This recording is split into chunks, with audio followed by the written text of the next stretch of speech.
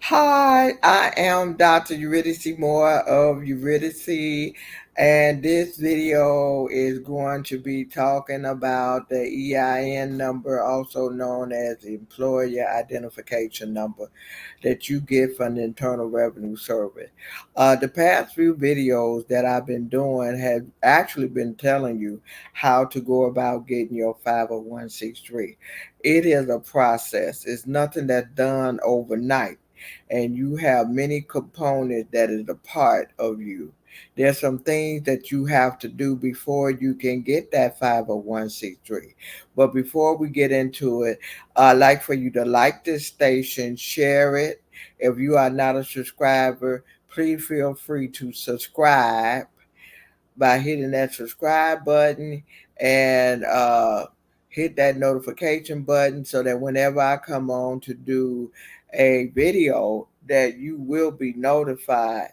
So anyway, as I said before, I am Dr. Eurydice Moore of Eurydice, a sole proprietor with a consulting firm that has MBE, WBE, BEP, DBE, and WOSB certification. We are government contractors and 501c3 specialists, expert, grant writer, all of that, and then some. We're here to service you, to help you start businesses, non for profit and for profit. We can help you start your business. Now, I talked about previous videos about if you want to do it yourself, get your own 501c3. I broke it up in sessions. So all you got to do is go and look for those videos. Today we're going to talk about the EIN number. You can It is suggested that you don't try to get the EIN number until after you are incorporated.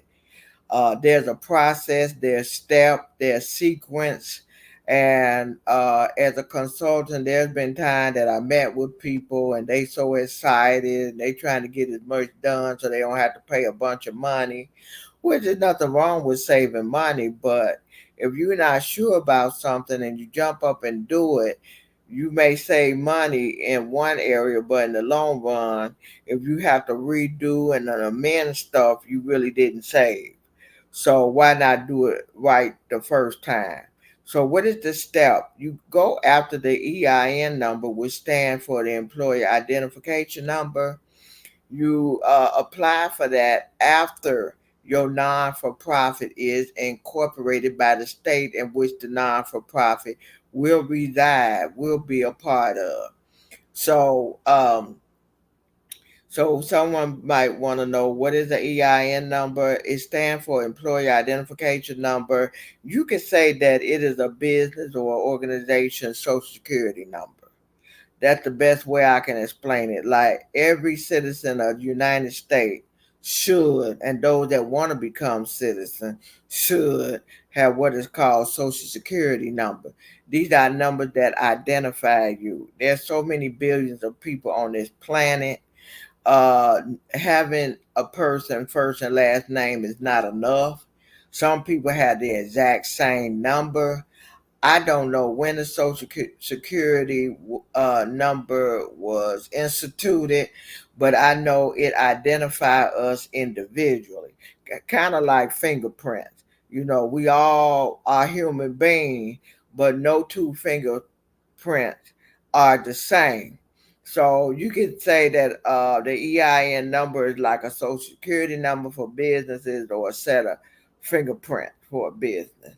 It helps when you come to filing taxes. Now, whether you're a for profit, sole proprietor, LLC, C Corp, S Corp, whether you are partner, have a partnership or a limited partnership or LLC, you are in need of the EIN number, also known as Employer Identification Number. You are in need of this number. So, how do you go get it? First, you got to be incorporated. And then there's some other things you got to do before you get incorporated. I don't know why this is flashing. So let me hold still. So okay. Now you uh so once you get your date of incorporation, because on the EIN application they will ask. Now, if you fill out a manual form, it's called a SSE, and you can get the EIN number that way. But when it comes time to do the 501c3, you are going to have to contact the Internal Revenue Service with a letter. You're going to need to correct, change the incorporation date. It's a lot. So why not do it right the first time? So, what would they ask you on an EIN application? You can go. It can be done online. They're gonna ask you questions like your name, your information, address, uh, your social security number. They're gonna ask for your social security number. Then they're gonna ask for the business name information. They want to know if you are a for-profit, non-for-profit. And then if you select non-for-profit, they want to know what type. Are you a social or a health non-for-profit? And then there's the other questions that they ask. And then when you get to the end, they ask you for the email where they can automatically send you your EIN number, can automatically be sent to you. Or or you could just elect to have the Internal Revenue send you an official letter with the EIN. What I like to do for my client is get that EIN number to them right away. So I put their email, and then they get the EIN number, and then I check off that I want the Internal Revenue to send an official letter with the EIN number in it. And remember, I said it's kind of like the social security number for a business or a set of fingerprint for a business. It identify the business or the nonprofit or the corporation or the company. It identify you as an individual, just like our social security number identify us as individual. So it's a number assigned to every business, and it's very important doing corresponding with the Internal Revenue Service. You would use that number. A lot of funders ask for that number. Uh, so and then when it comes time for filing, now if you are for profit, you definitely need that EIN number to file and for your taxes, and you file accordingly. How a sole proprietor file taxes is different from a LLC. How a LLC file taxes is different from a C corp or a S corp. So you need to be in contact with a CPA, certified public accountant, or an accountant or a knowledgeable tax preparer that will help you. Now, if you are non for profit, you have to complete a 990, and there are several types of 990, and you will have to put the EIN number there. There's the 990 postcard, the 990 easy, and then there's other forms of 990. You have to fill out the one that's appropriate for your nonprofit. So once again, you need to contact a business consultant or who has a non-for-profit background, or you need to contact a CPA or an accountant that has a non-for-profit background. I can't stress that enough. You want somebody with a non-for-profit background that can help you. And also the EIN number is needed when you want to open up a bank account. So the EIN number is very, very important. It's needed when you want to open up an account, whether you have a for-profit or a non-profit.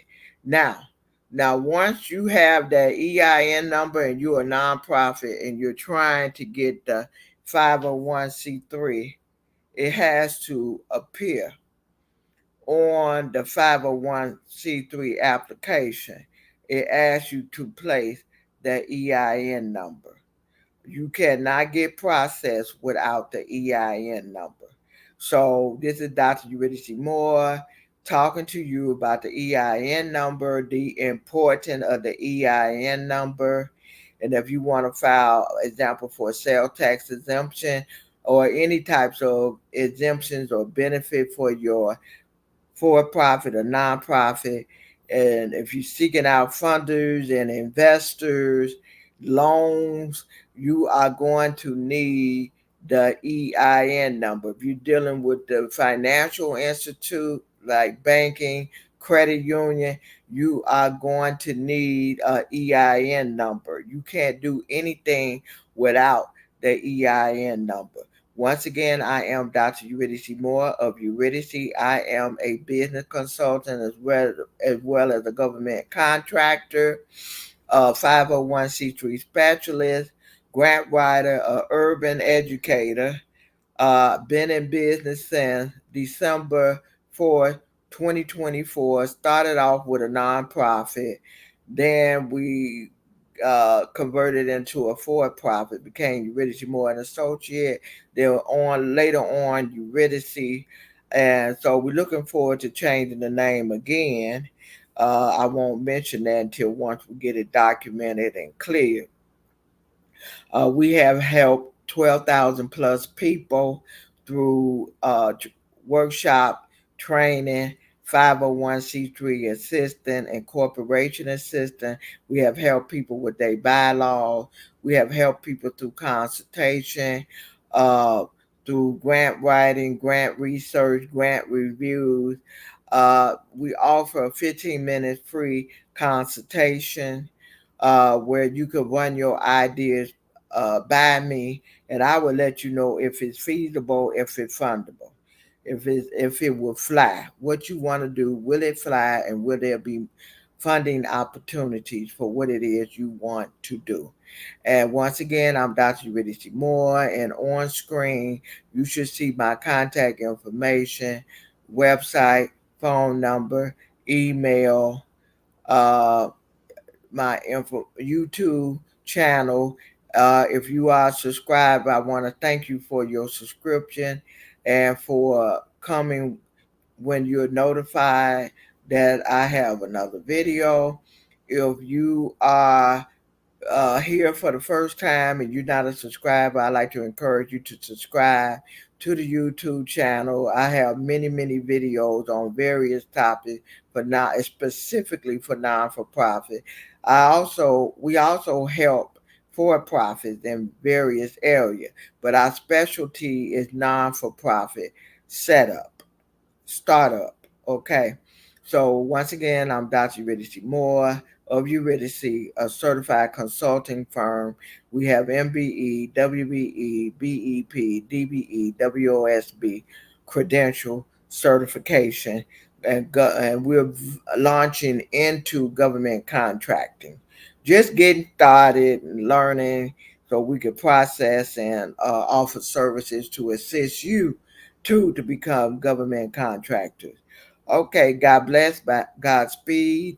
Like this video, hit the notification button, please share and subscribe, and I'm out.